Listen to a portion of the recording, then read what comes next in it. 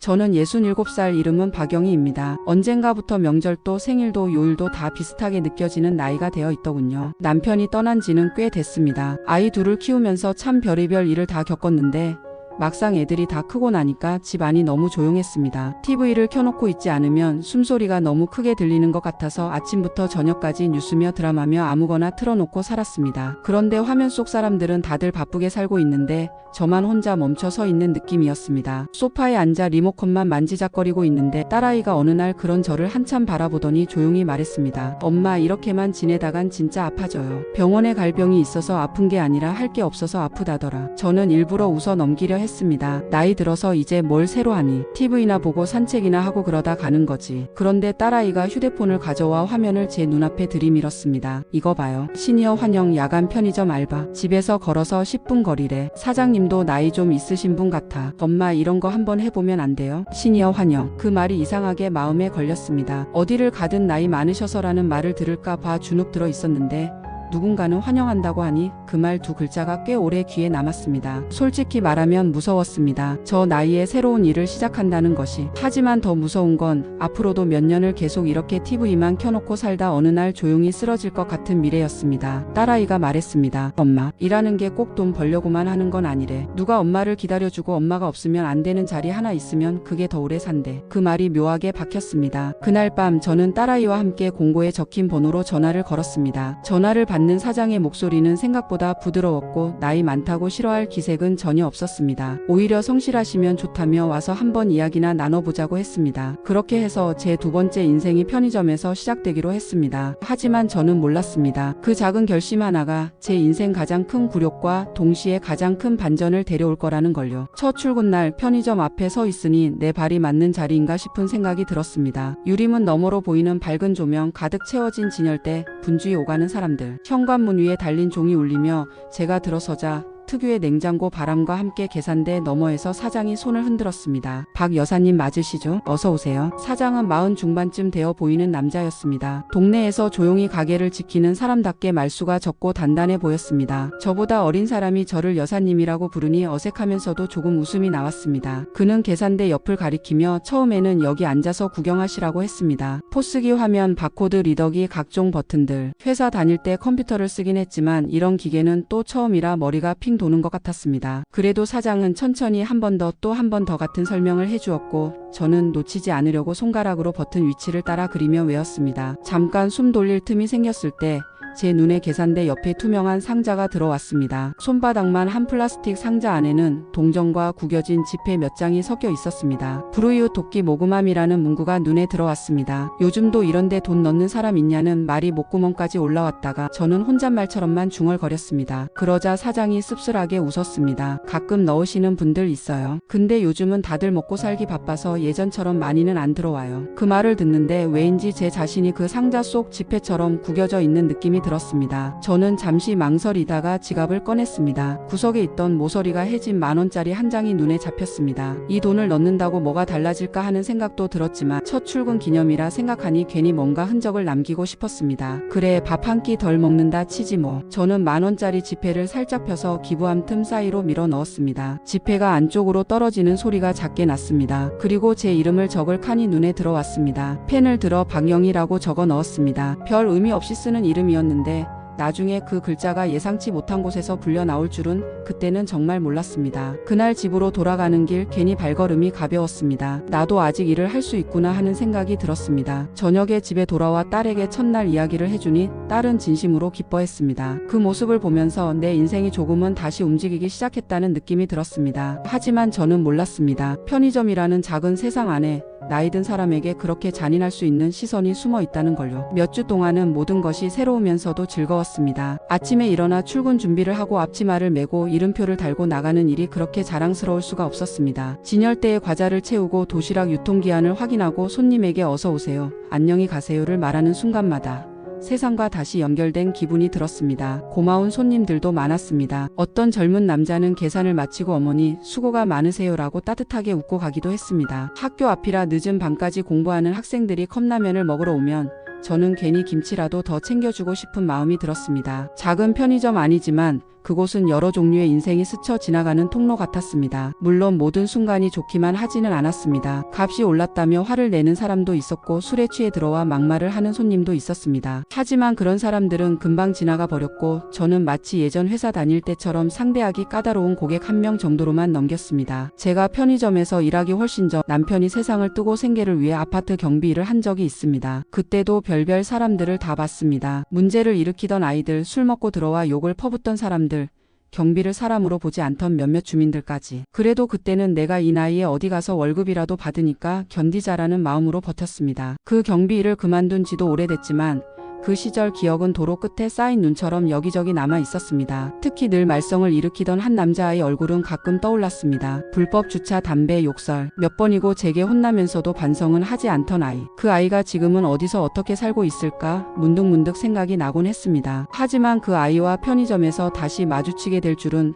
그때는 언감생심 상상도 못했습니다. 좋은 날들만 계속될 것 같았던 어느 저녁, 편의점 앞에 낯선 고급 승용차 한 대가 미끄러지듯 들어왔습니다. 번쩍이는 차를 보며 잠깐 시선을 뺏기는데 운전석에서 내리는 남자의 실루엣이 보였습니다. 정장 차림에 구두 소리가 또각또각 바닥을 찍었습니다. 문이 열리고 그가 들어오자 공기가 미묘하게 달라졌습니다. 사람들은 그를 힐끗 쳐다봤다가 그냥 지나쳤지만 저는 이상하게 가슴이 철렁했습니다. 왜 그랬는지 모릅니다. 그냥 첫 느낌부터 기분이 좋지 않았습니다. 하지만 저는 오래된 습관대로 웃으며 인사를 건넸습니다. 그는 대답하지 않았습니다. 대신 매장을 훑어보는 눈빛이 하나하나를 평가하는 것 같았습니다. 컵라면 코너 앞에 서더니 규모를 흘기살피고 치킨, 도시락, 과자, 술 진열대를 거만한 표정으로 둘러봤습니다. 그러다 컵라면을 하나 집어들며 제가 들으라는 듯 중얼거렸습니다. 진열이 왜 이렇게 엉망이야? 그 말 한마디에 처음부터 기분이 상했습니다. 하지만 저는 자연스럽게 몸을 돌려 정리해보겠다고 했습니다. 그는 답도 없이 다른 물건들을 집어들었습니다. 계산대 앞으로 그가 다가왔을 때 저는 이미 긴장하고 있었습니다. 먼저 인사를 하고 하나씩 바코드를 찍어 나갔습니다. 그는 제가 누르는 버튼들을 뚫어져라 바라봤습니다. 마치 제가 실수하기만을 기다리는 사람처럼요. 그리고 결국 제가 할인 버튼을 하나 빼먹고 결제 금액이 조금 높게 찍힌 걸 보고는 길게 한숨을 내쉬었습니다. 이래서 나이든 사람 뽑으면 안 된다니까. 그 말이 제 귀에 또렷하게 박혔습니다. 뒤에 줄 서 있던 손님이 저를 한번 힐끗 쳐다보고 다른 곳으로 시선을 돌릴 때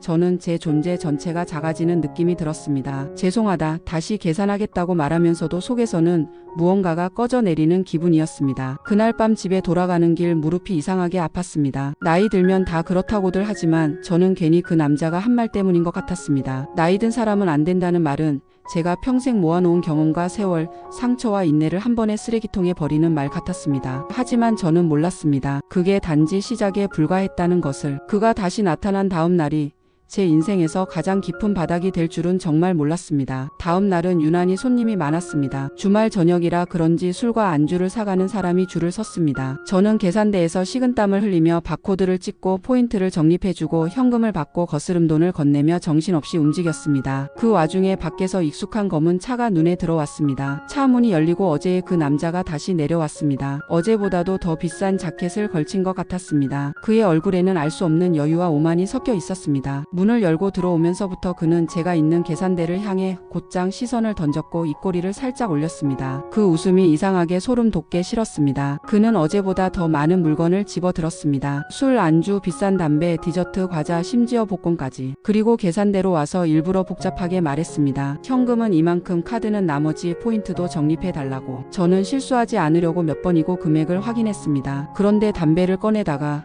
비슷한 상자 모양 때문에 브랜드를 하나 헷갈리고 말았습니다. 그가 눈살을 찌푸리며 말했습니다. 어제도 말했는데 왜 또 틀려요? 귀도 안 들리나? 순간 얼굴이 화끈거렸습니다. 사람들 앞이었습니다. 저는 다시 담배를 바꿔주며 거듭 죄송하다고 말했습니다. 마음속에서는 나도 사람이다, 실수할 수 있다는 말이 소리 없이 울리고 있었지만 입 밖으로 나오지는 않았습니다. 나이 든 사람의 실수에는 유난히 관대한 세상이 아니라는 걸 잘 알고 있었기 때문입니다. 그렇게라도 끝났으면 좋았을까요? 진짜 문제는 그 다음에 벌어졌습니다. 결제를 마치고 봉투를 건네준 뒤였습니다. 그는 손에 봉투를 들고 뒤로 한 걸음 물러섰습니다. 그 바로 뒤 바닥에는 방금 들여놓은 음료 박스가 놓여 있었습니다. 그건 제가 아니라 나타임 알바가 잠시 치워두지 못하고 남겨둔 박스였습니다. 그의 발뒤꿈치가 박스 모서리를 스치면서 그는 중심을 잃고 그대로 뒤로 나자빠졌습니다. 매장 안에 그의 비명이 크게 울렸습니다. 손에 들고 있던 봉투가 터지면서 맥주캔이 이리저리 굴러갔습니다. 사람들은 놀라서 뒤돌아 알아봤고 저는 너무 놀란 나머지 카운터에서 뛰어나갔습니다. 그는 바닥에 누운 채 무릎을 부여잡고 있었습니다. 얼굴이 잔뜩 일그러져 있었고 숨소리가 거칠었습니다. 저는 본능적으로 그의 옆으로 다가가 괜찮으냐고 물었습니다. 그 순간 그는 제 손을 거칠게 뿌리치더니 얼굴을 빳빳이 들며 소리쳤습니다. 이 아줌마가 밀었어요. 내가 그냥 서 있는데 갑자기 봉투 밀면서 확 밀더니 넘어졌다고. 저는 숨이 턱 막혔습니다. 손 하나 대지 않았습니다. 봉투를 건넸을 뿐이고 그는 스스로 뒤로 물러났다가 박스를 밟고 넘어진 것이었습니다. 그런데 그의 목소리는 너무도 확신에 차 있었습니다. 사장과 다른 알바생이 허둥지둥 달려왔습니다. 사람들의 시선이 한꺼번에 제게 꽂혔습니다. 누군가는 휴대폰을 꺼내 들고 있었습니다. 세상은 이제 누군가의 실수를 영상으로 남기고 소비하는데 익숙해져 있었으니까요. 그 화면 속 주인공이 제가 될 수도 있다는 사실이 갑자기 숨이 막히게 두려웠습니다. 저는 떨리는 목소리로 사실을 말했습니다. 제가 밀지는 않았다. 박스에 걸려 넘어졌다고. 하지만 그는 제 말을 가로막으며 또렷하게 외쳤습니다. 거짓말하지 마요. 내가 어떻게 혼자 넘어진다는 거야? 이 나이에 다치면 큰일 나는 거 몰라? 병원이라도 가서 진단서 끊으면 이 편의점 책임질 수 있겠어? 그 말에서 이상한 냄새가 났습니다. 그는 넘어질 때부터 이미 계산을 하고 있었던 사람처럼 보였습니다. 사장은 안절부절 못하는 얼굴로 저와 그를 번갈아 보았습니다. 손님들 사이에서는 그래도 알바가 조심했어야지, 나이 많으시면 더 신경 쓰셔야지 같은 말들이 흘러나왔습니다. 그때 그가 갑자기 말했습니다. 경찰 부르고 119 부를까?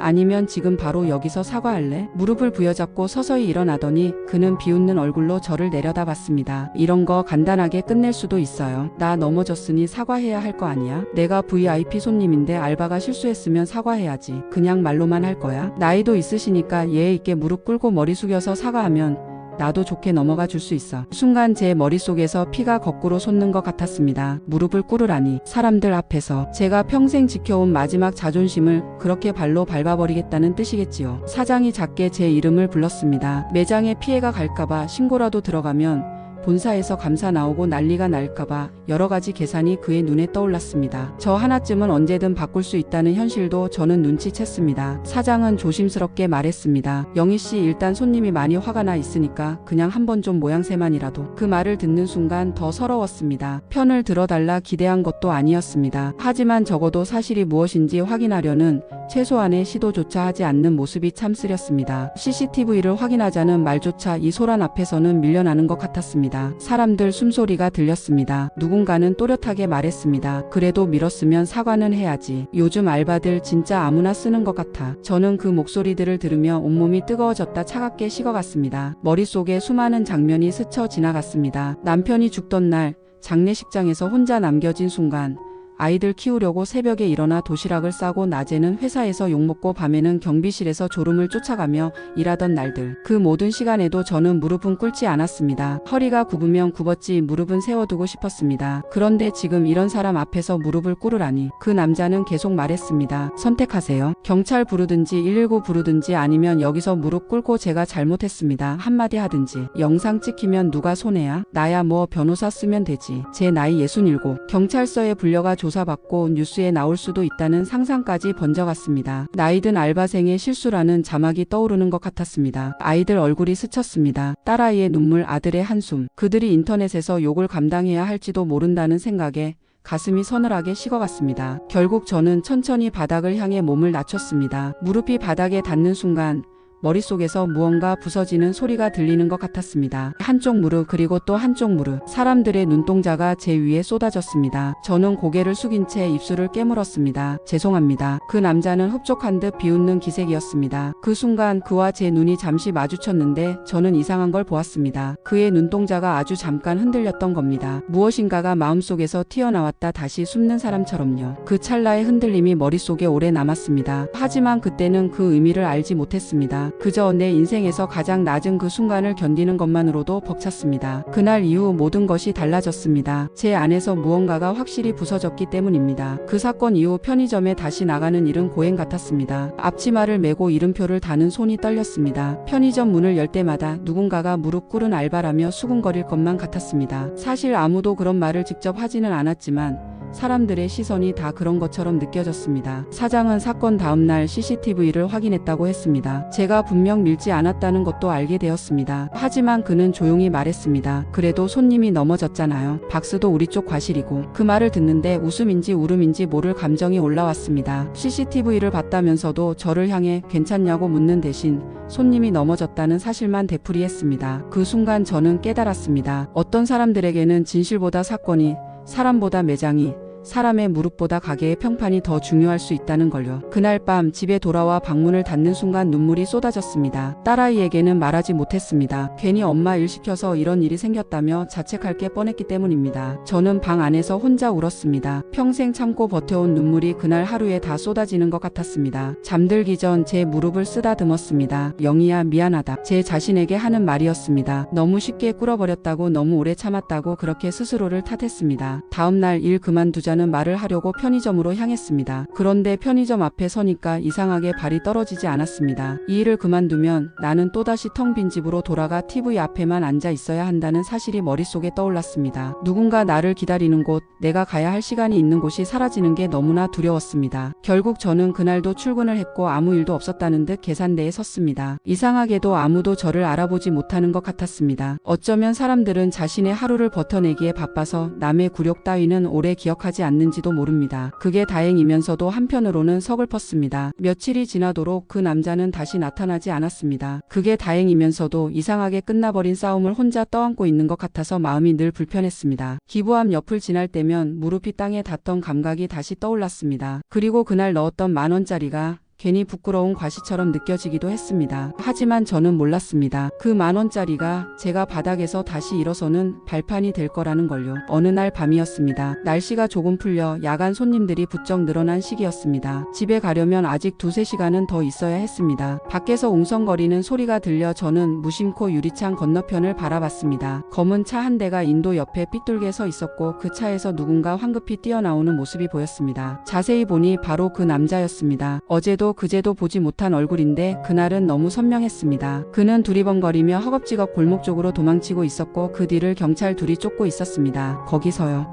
경찰이 그의 이름을 부르며 소리쳤습니다. 저는 얼어붙은 채 그 장면을 바라봤습니다. 순간 그의 시선이 편의점 안에 있는 저와 마주쳤습니다. 눈이 크게 떠졌습니다. 그 짧은 순간 저는 이상하게도 그가 두려워하는 게 경찰이 아니라 저인 것 같다는 생각이 들었습니다. 몸이 먼저 움직였습니다. 문을 열고 밖으로 나갔습니다. 그가 허둥지둥 골목 쪽으로 뛰어가는데 제 발이 어느새 그의 앞으로 향하고 있었습니다. 저는 예전에 아파트 경비를 하며 도망치는 아이들을 붙잡던 기억이 떠올랐습니다. 그때도 이런 시기였습니다. 길을 가로막고 살짝 몸을 비틀어 상대가 도망칠 방향을 좁혀버리는 것. 몸은 예전 같지 않았지만 오랫동안 익힌 버릇은 남아 있었습니다. 그가 제 앞을 지나치려는 순간 저는 본능적으로 그의 팔을 붙잡았습니다. 무릎이 시큰거렸지만 힘을 줬습니다. 그는 놀란 눈으로 저를 쳐다보며 소리쳤습니다. 인연이 또. 팔을 뿌리치며 밀치는 바람에 제가 잠깐 휘청거렸지만 바로 뒤따라온 경찰이 그를 제 앞에 바닥에 눕혔습니다. 짧은 소동이 지나고 경찰이 제게 다가와 괜찮냐고 물었습니다. 저는 숨을 고르며 고개를 끄덕였습니다. 그때서야 무릎이 욱신거리기 시작했습니다. 또다시 바닥에 닿을 뻔한 무릎이었습니다. 경찰은 말했습니다. 이 사람 회사 공금 횡령하고 도주하던 사람이에요. 지명수배 내려진 지 좀 됐는데 여기서 이렇게 잡히네요. 제 마음 어딘가에서 작게 묵혀있던 감정이 풀리는 소리가 난 것 같았습니다. 무릎을 꿇었던 그날의 굴욕이 아주 조금씩 뒤집히는 느낌이었습니다. 그런데 여기서 끝이 아니었습니다. 진짜 반전은 그 다음에 찾아왔습니다. 그날 이후 모든 것이 정말로 달라졌습니다. 경찰서를 한번 들를 수 있겠느냐는 부탁을 받았습니다. 저는 사장에게 이야기를 하고 잠시 자리를 비웠습니다. 경찰서라는 곳은 언제 가도 어딘가 냄새가 특유입니다. 오래된 서류와 사람들의 사연, 한숨과 후회의 냄새 같은 것들이 섞여 있는 공간. 저는 차분히 의자에 앉아 조사관이 건네는 질문에 차근차근 답했습니다. 조사가 끝날 무렵 한 경찰관이 조심스럽게 제게 물었습니다. 혹시 박영희 씨 맞으시죠? 여기 이 이름이랑 동일하신가요? 그는 서류 하나를 제게 내밀었습니다. 그 종이에는 모금 단체의 로고와 함께 작은 표가 붙어 있었고 거기에는